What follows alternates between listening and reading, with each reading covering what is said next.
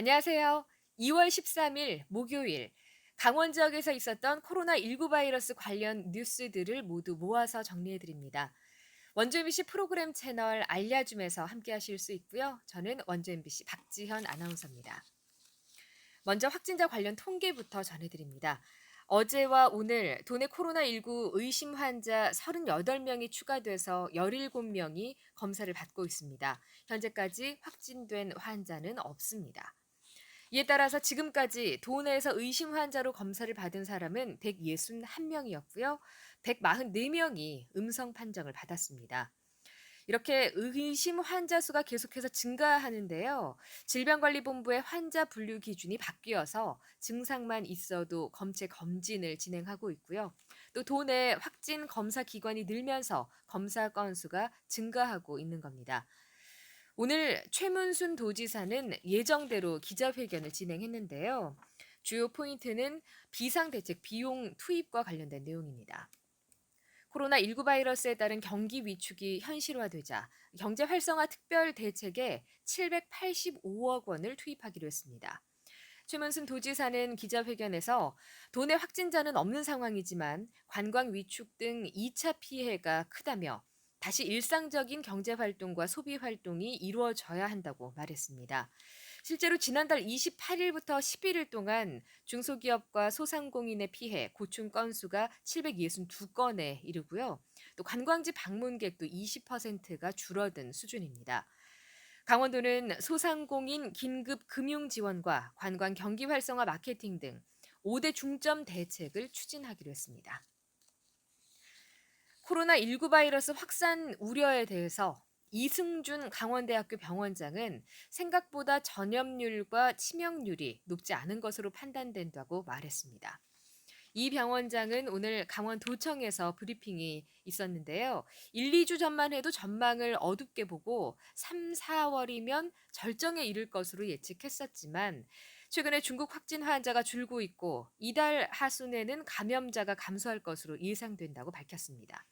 또 강원대 등 이 중국 등 위험 지역에서 입국하는 유학생이 400명 정도 추산된다면서 이들을 전수조사하고 기숙사를 지정해서 격리하는 시스템을 마련 중이라고 밝혔습니다. 질병관리본부와 강원도에서 제공하는 선별진료소의 전화번호가 서로 달라서 도민들이 혼란을 겪고 있다는 보도도 있었는데요. 관련해서 안내 번호가 대폭 수정됐습니다. 질병관리본부는 기존에 팩스 번호로 잘못 기재가 되어 있던 화천 보건의료원 선별진료소의 번호를 수정했습니다. 또 강원도가 각 시군별로 다시 파악한 주야간 선별진료소 직통 번호를 질병관리본부 선별진료소 목록에도 반영해서 도민들의 코로나19 바이러스 관련 상담 안내가 편리해질 전망입니다. 지역 자치단체들 안에서도 이 대응들이 하나하나 나오고 있는데요. 횡성구는 코로나19 감염증 예방을 위해서 밀폐된 버스 정류장과 재래시장에 자동 살균 소독기를 설치했습니다.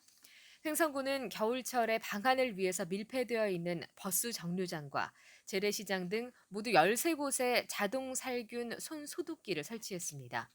또 보건소에는 열화상 카메라를 설치했고요. 또 더 구입해서 지역 행사장에는 대여도 해줄 계획입니다. 만성질환 취약계층 감염 방지를 위해서 모든 경로당에 10,000개의 마스크와 손소독제를 2개씩 보급하고 또 고위험군인 임산부와 암 환자의 가정에는 마스크와 손소독제를 우편으로 배송했습니다.